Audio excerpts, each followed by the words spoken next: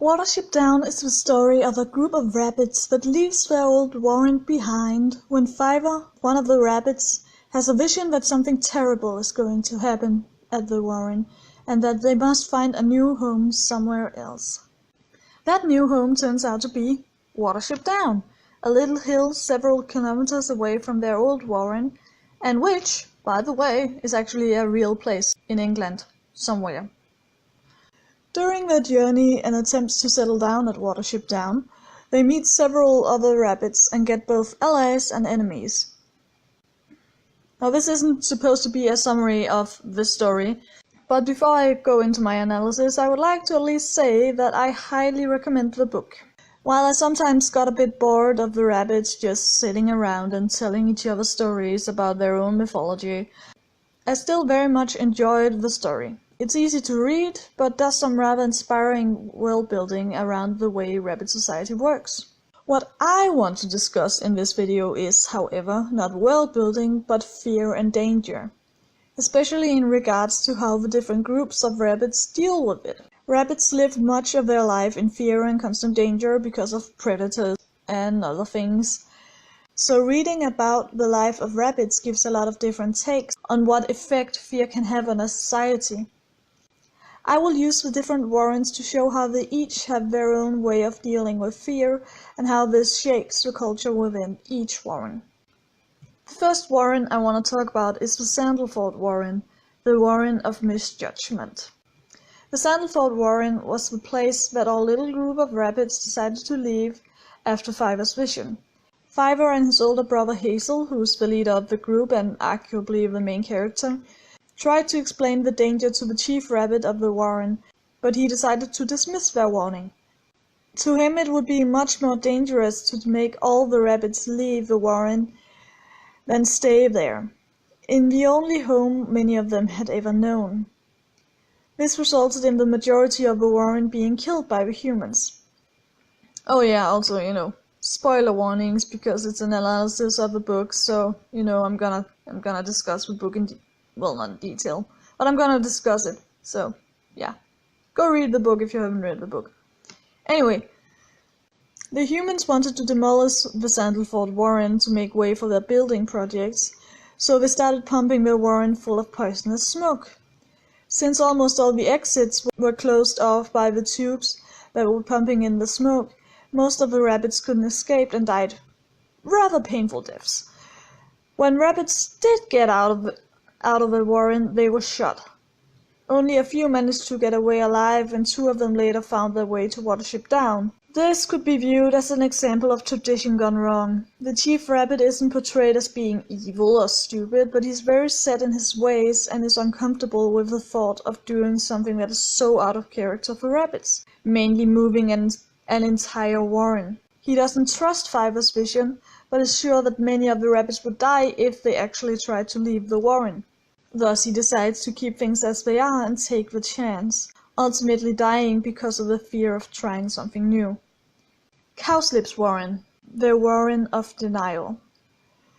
During their travel to Watership Down, a little rabbit group comes across another warren that is led by the rabbit named Cowslip. The warren seems to be just about perfect. The rabbits are all incredibly well fed, like they're fucking enormous. There's plenty of room and food for newcomers, and there's no predator in sight. Actually, there's not a single sign of predators. No smells or droppings or tracks, just nothing. Many in the traveling group starts thinking about settling down in this warren instead of moving on, like Fiver insists.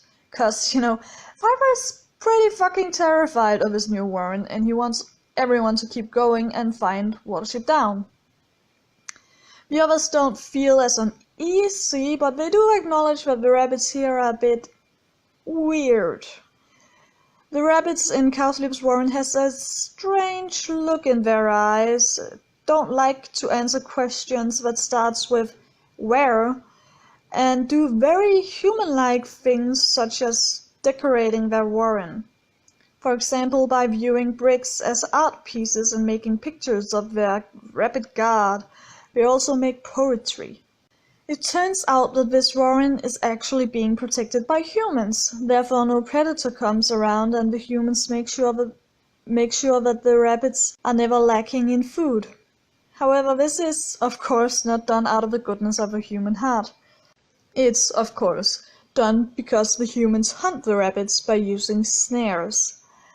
The rabbits in the warren is thus more than happy to welcome newcomers, since this will lower their own chances of getting caught in the snares, and it is considered taboo within the warren to mention the snares in any way. Thus the avoidance of questions which starts with where, like where have this and that rabbit gone? In an attempt to distract themselves from the danger of the snares, they become creative, making things and inventing odd behaviors that doesn't normally apply to rabbits. They are well taken care of, so in return for the relative safety from hunger and predators, they live a life in denial, trying their best to completely ignore that they could be the next one to get caught in a snare. Now you'd think that there's no difference between being hunted by predators and dealing with the snares. However, rabbits can smell predators and look out for them. Snares, on the other side, are hidden and smells of nothing. This means that the snares become a constant danger, a silent danger that the rabbits of the warren live in a constant fear of, especially because they don't attempt to save each other from the snares.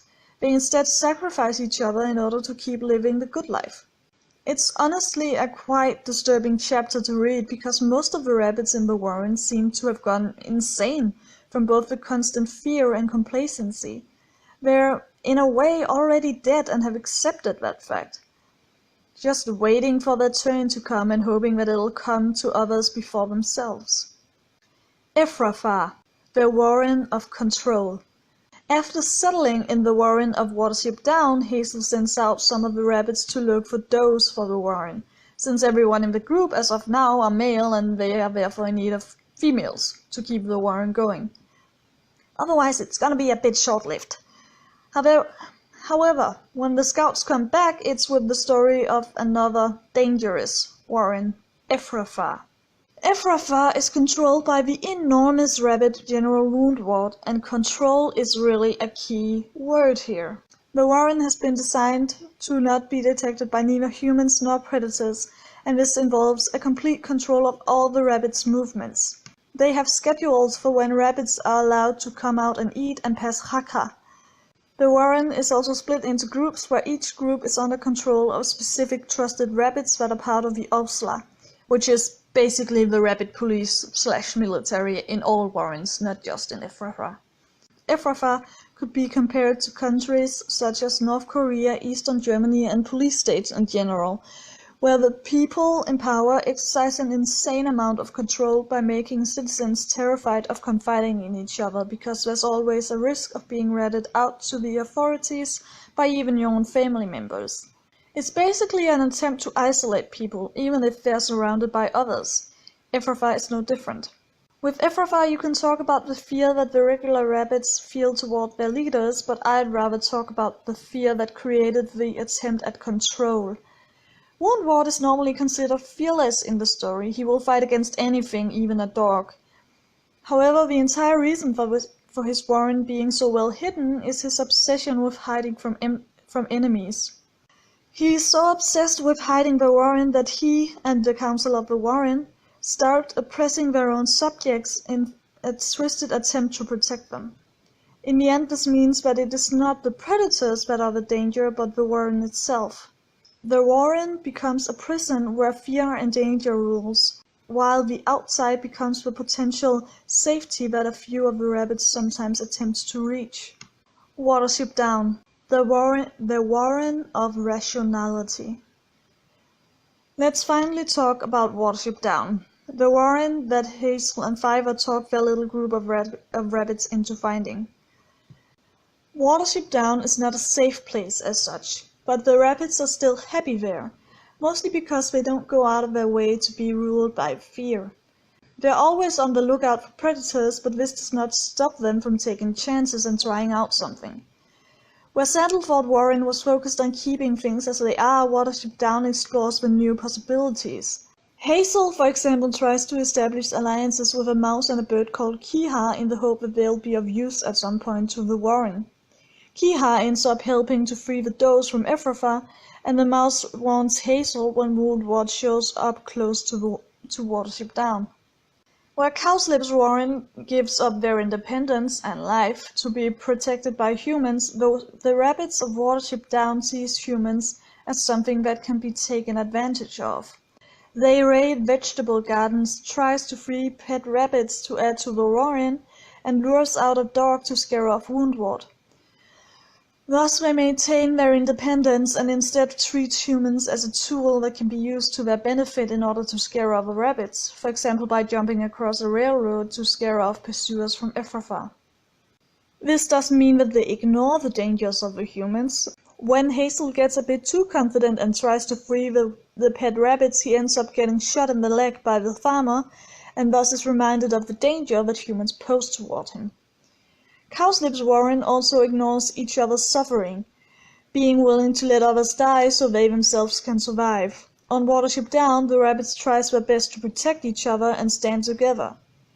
When Hazel gets shot, Fiver runs to find him, and the rabbit Bigwig is Bigwig just kinda kicks ass a lot to protect the Warren. Finally, where Ephrafa is so terrified of being found that they end up abusing their own rabbits, Watership Down is much more democratic. Hazel is the chief rabbit, but he does his best to listen to the other rabbits and get their opinions on the situation. He never attempts to oppress anyone, he lets neither fear nor power go to his head. Thus, Watership Down becomes the only Warren in the story that is not ruled by fear. It isn't just as much danger as the others, but it differs in the way that the rabbits deal with this. They meet the danger head-on and take risks in order to achieve some sort of security. Basically, the rabbits of Watership Down does not let fear hold them back.